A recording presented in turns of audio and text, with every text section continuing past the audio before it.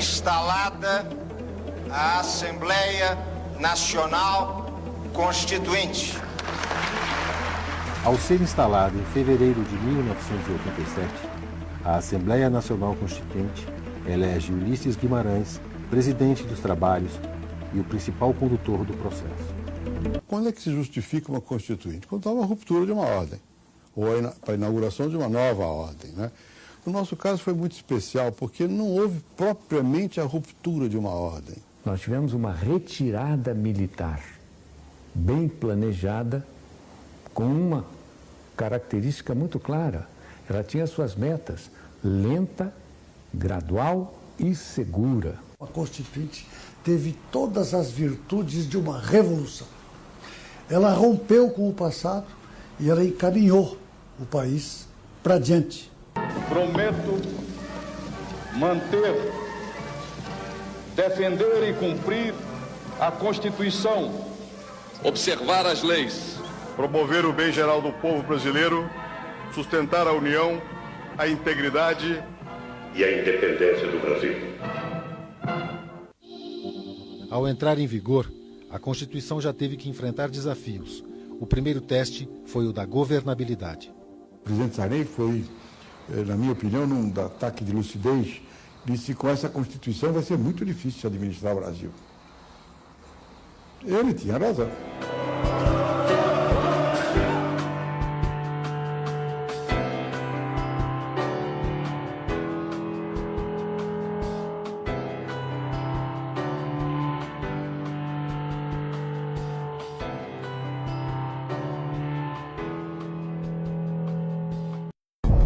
Atos institucionais, direitos civis cassados, Congresso Nacional dissolvido, perseguição, prisões, tortura, morte. Estas, entre outras ações, são as referenciadas aos governos militares após 1964 aqui no Brasil. Será que os governos militares se resumem a isso? Eles não fizeram mais nada no país? Qual era a situação do Brasil naquela época? Será que toda a verdade está sendo contada? É isso que nós vamos começar a conversar a partir de agora. Durante o governo militar foi criado o Banco Central, a menina dos olhos da economia brasileira. Foi criado o BNH, o Banco Nacional de Habitação, que construía e financiava habitações populares. Um terreno de residência popular chegava a medir 240 metros quadrados, bem diferente dos máximos 60 metros quadrados dos conjuntos populares do Minha Casa Minha Vida. Estradas por todo o país. Antes existiam 3.000 quilômetros de estradas pavimentadas. Ao final do governo do general João Figueiredo, mais de 45.000 quilômetros de estradas foram construídos e pavimentados em todo o território nacional. Investimentos na Petrobras aumentaram a produção de 75 mil para 750 mil barris de petróleo por dia no Brasil. Foi nessa época também que foi descoberto na Bacia de Campos, no Rio de Janeiro, o maior poço de petróleo da América Latina. Hoje vemos todos os dias como está a Petrobras, enlameada de corrupção e ocupada por uma quadrilha. Foram criadas a Eletrobras, a Embratel e a Infraero, que administra hoje a grande maioria de aeroportos no Brasil. Foi durante o período militar a criação da Polícia Federal, instituído ao trabalhador o FGTS, o Fundo de Garantia por Tempo de Serviço, que facilitou o acesso da população ao financiamento de casas populares do BNH. Foram construídas as usinas hidroelétricas de Ilha Solteira, Jupiá, Tucuruí, responsável por 1/4 de toda a energia elétrica gerada no Brasil, e a valorosa usina bilateral de Itaipu. Foram construídos 4 portos navais e reestruturados mais 20. Muita coisa foi feita ainda e renderia para a gente muito tempo de conversa. A verdade é que de 1967 até 1979, as principais ações de estruturação da sociedade brasileira foram feitas, e justamente dentro do período do governo militar. As principais obras foram realizadas e, se elas não tivessem sido feitas, o Brasil seria hoje um dos países mais miseráveis do planeta. Tudo isso feito buscando recursos no exterior. O resultado disso não poderia ser outro senão inflação. O Brasil entregue aos militares era uma caixa de problemas extremamente graves que precisavam ser resolvidos. E isso custa dinheiro, muito dinheiro. O governo militar durou 21 anos e é marcado pela tarja de ditadura. O Brasil alternou o poder durante 21 anos com 5 presidentes e uma junta provisória. O atual governo está aí há 12 anos e foram apenas 2 presidentes. O país entregue ao presidente José Sarney tinha uma inflação de 242% ao ano. Essa inflação aumentou, chegando aos absurdos 2.477% ao ano. O Pátria Amada vai sempre trazer o relato histórico dos acontecimentos. O que vemos hoje é uma distorção dos fatos.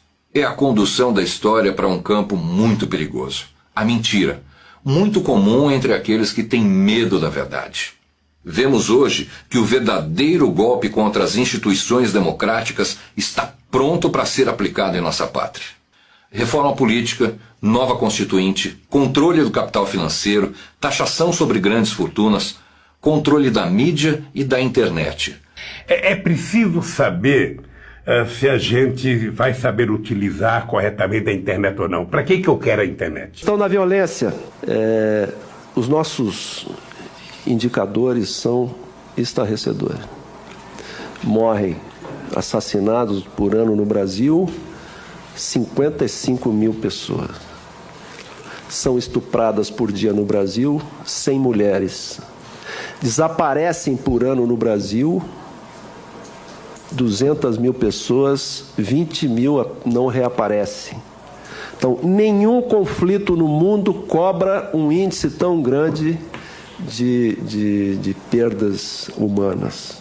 O que eu considero é que nós temos aí uma crise na sociedade, uma crise dos valores na sociedade, né? A sociedade ela se tornou muito difusa, né? Muitos interesses pessoais acima do interesse coletivo, né? Essa é uma crise que eu considero preocupante, né? E que a gente vê em todos os lugares, é o aluno que espanca professor, né? São coisas que a gente não estava acostumado e que de uma hora para outra surgiram e que nós vamos ter que em algum momento, né, ter que reverter essa situação. Porque somente com uma sociedade sã nós teremos uma nação sã.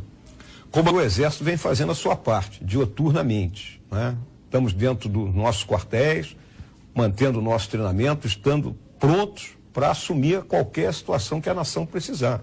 Então, se a nação precisar, como precisou há pouco no Rio de Janeiro, que nós ocupássemos complexos lá de comunidades lá da Maré, e onde nós ficamos mais de um ano, tivemos um companheiro morto, 27 companheiros feridos, né? Ninguém sabe disso, né?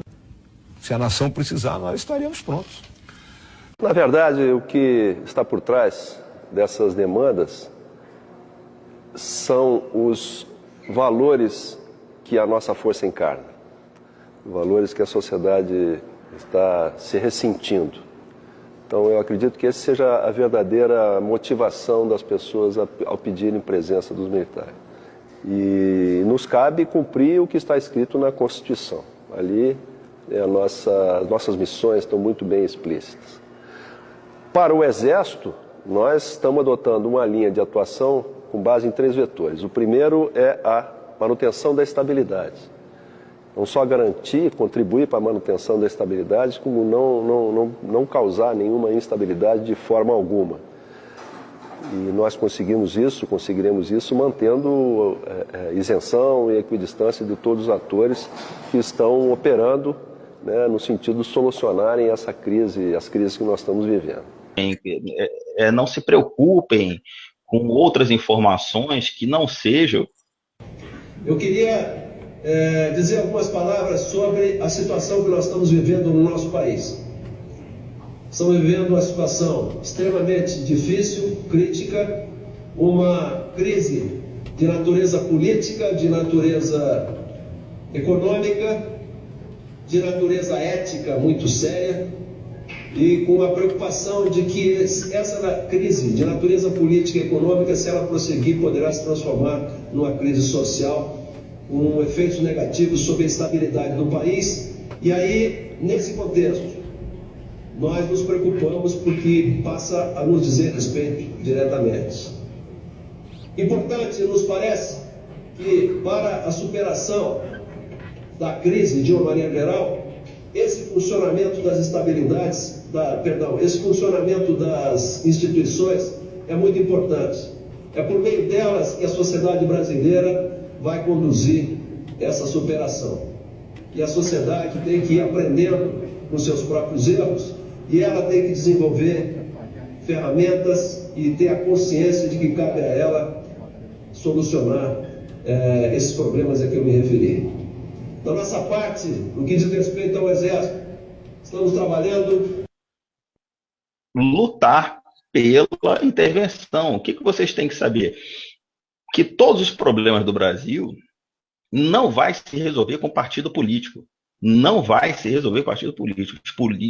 Os políticos, os partidos estão todos corrompidos, estão todos destruídos, moralmente, eticamente e tudo mais. As instituições estão todas contaminadas.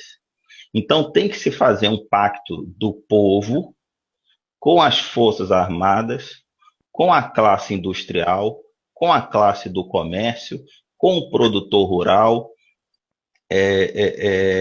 e com os demais serviços para, a partir dessa hora, toma tudo isso, reformula e começa o país todo de novo. Os políticos não trabalham para o povo. Os políticos trabalham por eles mesmos. Eles não estão lutando em nenhum momento pelo povo. Nós estamos sendo enganados, nós estamos sendo subjugados. Então é lícito, é legal que a população brasileira exija a utilização das Forças Armadas numa intervenção, porque todo o poder emana do povo, mas para isso nós temos que ocupar as ruas, parar o Brasil, a ponto de dar um choque em todo o país,